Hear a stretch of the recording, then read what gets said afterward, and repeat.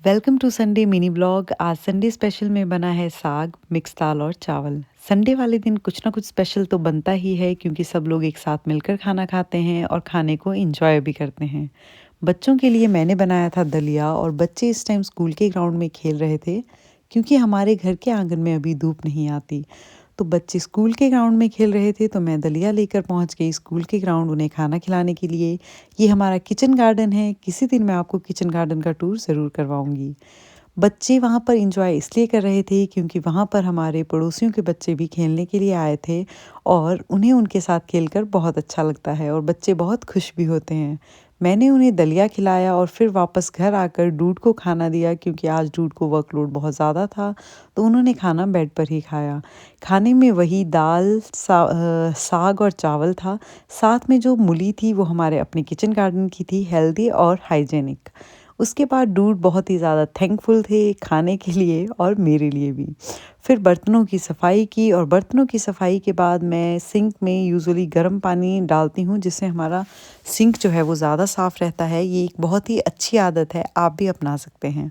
उसके बाद हमारी बालकनी में बहुत ही ज़्यादा सफाई थी करने को, बहुत टाइम से डिले कर रही थी, बट आज टाइम भी था, डूड भी घर पे थे, तो फिर मैंने सोचा क्यों ना ये सफाई कंप्लीट कर ली जाए।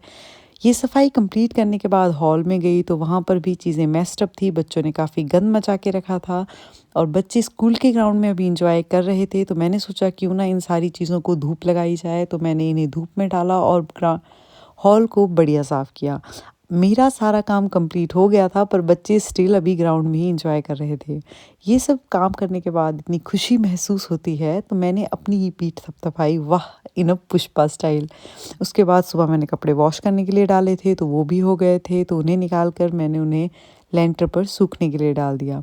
फिर डूड ने कहा कि चाय पीनी है तो मैंने फटाफट से चाय रेडी कर ली और मैं भी अपना काम निपटा ही चुकी थी ऑलमोस्ट, तो मैंने भी अपना चाय का कप उठाया और धूप में बैठकर धूप को एंजॉय किया। काम के बाद की थकावट को सिर्फ़ और सिर्फ़ चाय ही दूर कर सकती है।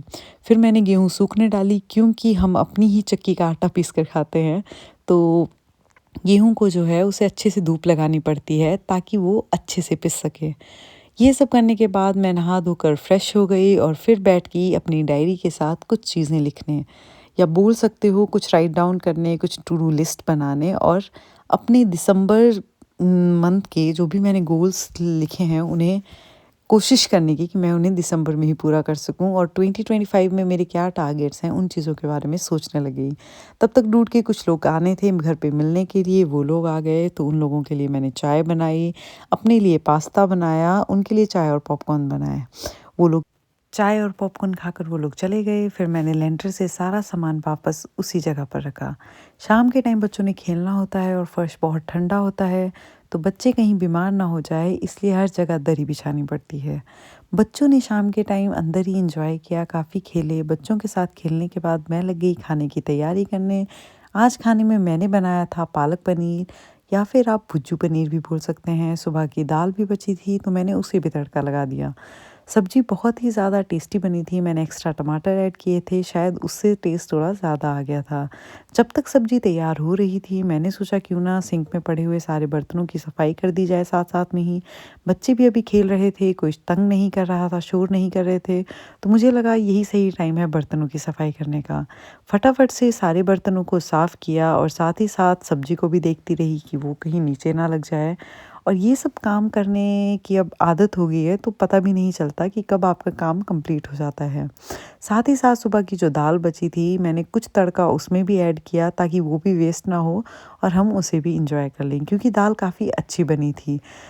तो हमारी दाल और सब्ज़ी तैयार हो चुकी थी। फिर मैंने गरमा-गर्म चपाती बनाई और सबने खाना एंजॉय किया। सब खाना खा रहे थे तो मैं तब तक अंदर आकर बच्चों को ऑयलिंग करने लग गई। सर्दियों वाले दिन बच्चों की ऑयलिंग करना बहुत ज़रूरी होता है क्योंकि इससे बच्चे बीमार भी नहीं होते और बच्चों की ग्रोथ में भी काफ़ी हेल्पफुल रहता है।